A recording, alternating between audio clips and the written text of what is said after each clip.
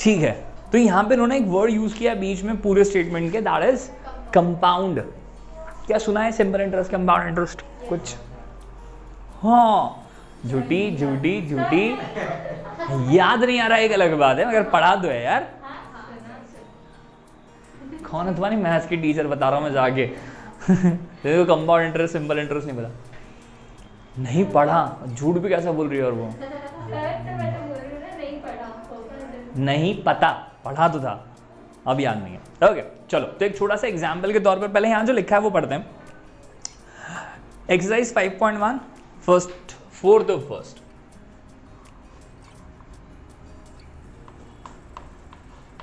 Ji, the amount of money, तो हमें जो सीक्वेंस जनरेट करना है वो किससे जनरेट करना है? मनी से, है ना। और वो जो होगा वो अमाउंट है वो कैसा है? देखो जरा, the amount of money in the account every year, हर साल के बाद जो पैसा अकाउंट में बन जाएगा। कब बनेगा ये? जब आप क्या करने वाले हैं? When rupees 10,000 is deposited at compound interest at 8% per annum. हाँ या ना? इसका क्या मतलब है? अगर आपने 10,000 बैंक को दिए, उसने साल भर उसे यूज किया, कहने के लिए वो आपके अकाउंट में डिपॉजिटेड है, मगर वो 10,000 रुपए का वो साल भर यूज करेगा कुछ ना कुछ, और वो जो भी यूज करेगा अंत में हमें क्या करेगा? साल खत्म होने के बाद उसके ऊपर इंटरेस्ट देगा, मतलब एडिशनल मनी।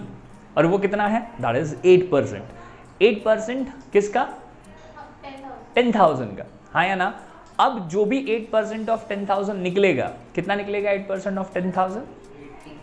नहीं, 10,000 है भाई साहब, 800 है ना, तो दैट वुड बी 800। तो 800 रुपीज क्या हो गया है? एड ऑन होगा। कैसे? जैसे ही साल खत्म आपके अकाउंट में कितना बन जाएगा? अब ये 10,000 का 10,800। हाँ या ना? मगर अगर आपने उसमें से पैसा नहीं निकाला और वो 10,800 बैंक के पास रखा रह गया, है ना, तो जब दूसरा साल खत्म होगा तो 8% चार्ज किसके ऊपर करने वाले हैं हम बैंक को? सर 10,800 पे। तो जब 10,000 के ऊपर कितना पैसा मिल रहा था हमको? 800 रुपए। तो मच ऑफ इज क्या हमारा 10,800 पर कैलकुलेशन होगा तो क्या वो 864 रुपए नहीं होगा? 864 नहीं होगा? कैलकुलेट करोगे आप 10,800 का कितना परसेंट निकालोगे जब आप? 8%, तो कितना होगा वो? 864। तो क्या पिछले साल से ज्यादा नहीं है? 800 से ज्यादा मिला, अब 864 हुआ। तो जो आपके पास क्यूमुलेटिव सम हो गया है दूसरे साल के एंड में, जब तुमने अकाउंट स्टेटमेंट चेक किया, जब आपने डिपॉजिट किया था वो 10,000 था, एक साल के बाद 10,800 हो गया था। हाँ या ना? जब दूसरे साल जाकर देखा तो वो 11,664 हो गया है। हाँ या ना? वैसे ही काम अब तीसरे साल के बाद वापस होने वाला है। आप तीसरे साल के बाद में जब वापस से जाके देखोगे तो वो 11,664 का कितना परसेंट निकलेगा? 8% निकलेगा। हाँ या ना? तो हर साल जो आपको इंटरेस्ट पे हो रहा है क्या वो सेम हो रहा है? नहीं, परसेंट के हिसाब से हो रहा है, मगर अमाउंट जो है वो एग्जैक्टली एक जैसा बढ़ रहा है? नहीं। क्या हर साल 800 800 800 800 बढ़ रहा है? नहीं। एक साल 800 बढ़ेगा, उसके बाद 864 बढ़ेगा, फिर उसके बाद जो अमाउंट आपका टोटल अब 2 साल के बाद हुआ है 11,664, इसका 8% निकालेंगे तो वो लगभग 900 के अप्रॉक्स होगा, है ना। तो थर्ड ईयर के एंड में कितना ऐड हो जाएगा उसमें? 900।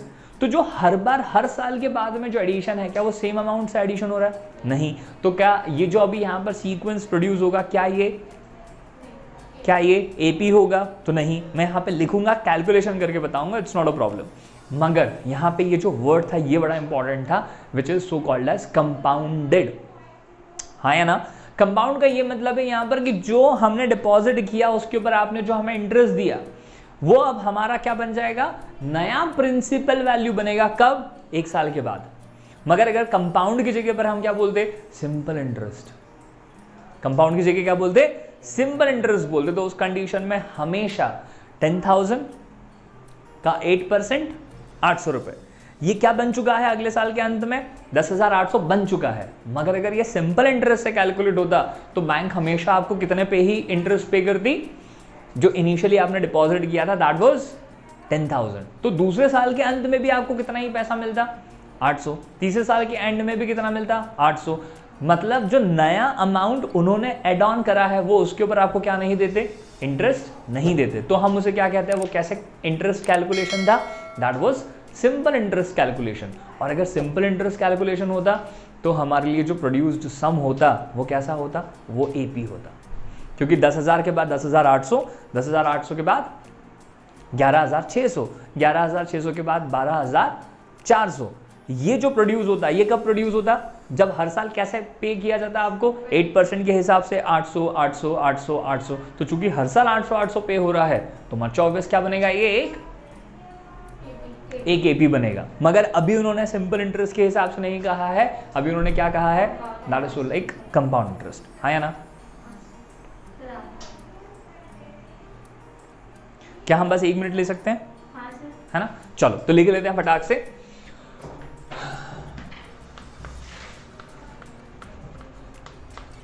हेलो हेलो, एक मिनट में आती हूँ।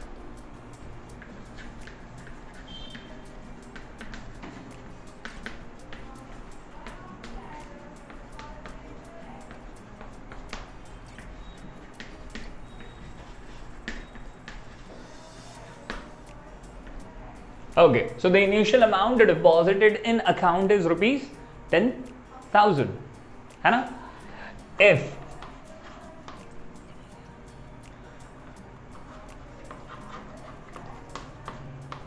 interest is compounded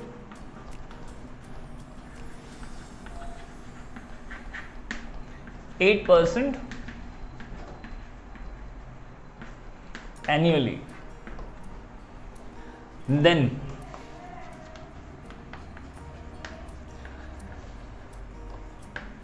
the amount after first year is equals to rupees 10,000 plus rupees 10,000 into 8/100. So that goes rupees 10,000 plus rupees 800। अरे 10,000 तो तुमने डिपॉजिट किया था यार, और 8% उस 10,000 के ऊपर तुम्हें क्या मिला है? इंटरेस्ट, है ना? तो तुम्हारा जो नया अमाउंट है आफ्टर द ईयर वो कितना हो जाएगा? Rupees 10,800। But the amount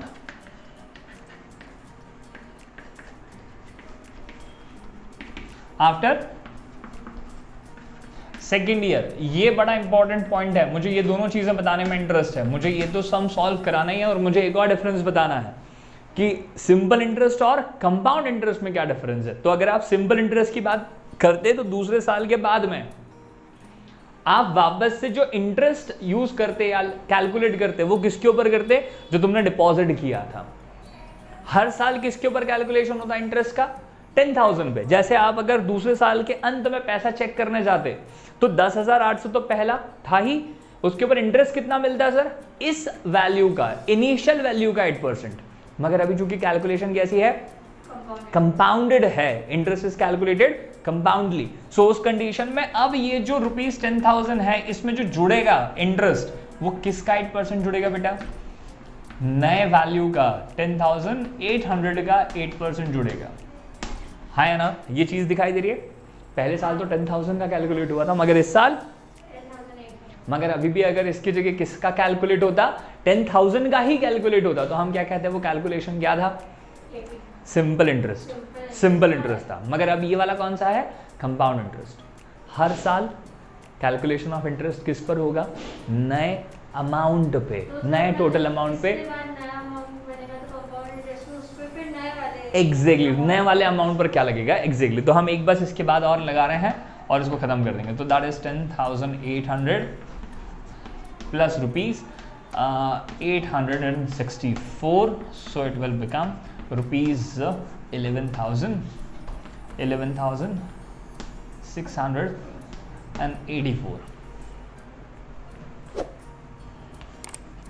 last, the amount after third year. बताओ सेकेंड ईयर के लास्ट में कितना पैसा आ गया तुम्हारे अकाउंट में? 11,684, 60 इट इज 664। यस, सो 11,664 तो था ही। तुमको किसका इंटरेस्ट मिलेगा सर? इसी अपडेटेड अमाउंट का कितना परसेंट मिलेगा? 8% मिलेगा. So it would be 11,664 plus इसका कैलकुलेशन यहाँ कर देता हूँ मैं छोटा सा.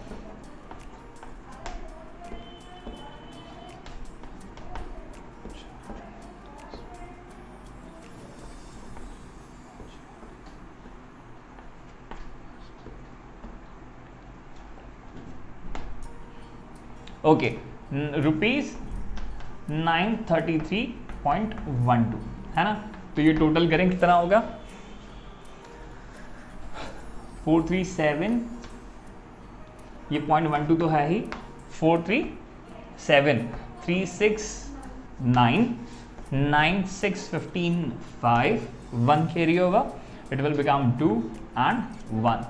सो तीसरे साल के एंड में कितना अमाउंट हो जाएगा आपके अकाउंट में, दैट इज 12,597.12 रुपीज है ना. तो जो सीक्वेंस प्रोड्यूस होगा, मैं यहाँ लिख रहा हूँ, मेरे पास थोड़ी जगह कम है, आप नीचे लिखें जिस सीक्वेंस में आप लिख रहे हैं. Then the sequence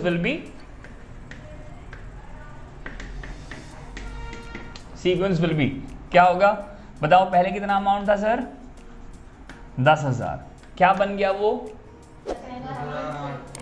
10,800. After 2 years it became 11,664. After third year it became 12,597.12 है ना. By our conscious even we can see, हमको समझ में आ रहा है कि भाई साहब ये जो अमाउंट है, जितने बन रहे हैं यहाँ पे, ये एक जैसे बढ़े नहीं है. तो क्या ये AP है, ये AP भी नहीं है. अब देखो AP निकालना था, AP है या नहीं है ये डिस्कशन था, मगर मुझे बताओ क्या ये कॉन्सेप्ट बिल्कुल क्लियर था क्या इसके पहले कि कंपाउंड इंटरेस्ट कैसे बात करते हैं और सिंपल इंटरेस्ट, फॉर्मूला पता होता था, वैल्यू डाल लेते थे और कुछ ना कुछ वैल्यू निकाल लेते थे, वो अलग बात थी. बट इंपॉर्टेंस किस चीज़ का है, कॉन्सेप्ट कि सिंपल इंटरेस्ट और कंपाउंड इंटरेस्ट में डिफरेंस क्या है. सो ठीक है. So as we can see, हम ऐसा यहाँ पर कैलकुलेशन कर सकते हैं वैसे, A2 minus A1, A3 minus A2, और उसके नीचे हम लिख सकते हैं कि ये जो डिफरेंसेस हैं वो सेम नहीं है, hence it is not in AP. हाँ या ना. ओके, बस एक लास्ट नोट इस क्वेश्चन में डालेंगे हम, बुक में डाल लीजिए, बहुत अच्छा हो जाएगा वो. क्या डालेंगे बुक में, बोलूं क्या, अगर हमको यहां पर जो इंटरेस्ट कैलकुलेशन है, अगर वो कंपाउंड की जगह क्या मिलता, सिंपल मिलता, तो हमेशा जो कैलकुलेशन ऑफ 8% है होता, वो हमेशा किस पर होता सर, इनिशियल अमाउंट पर, 10,000 पर. तो हमेशा आपका जो एड ऑन होता वो क्या होता सर, 800 रुपये पड़ता, क्योंकि हमेशा आप कैलकुलेशन ऑफ इंटरेस्ट किस पे करते, 10,000.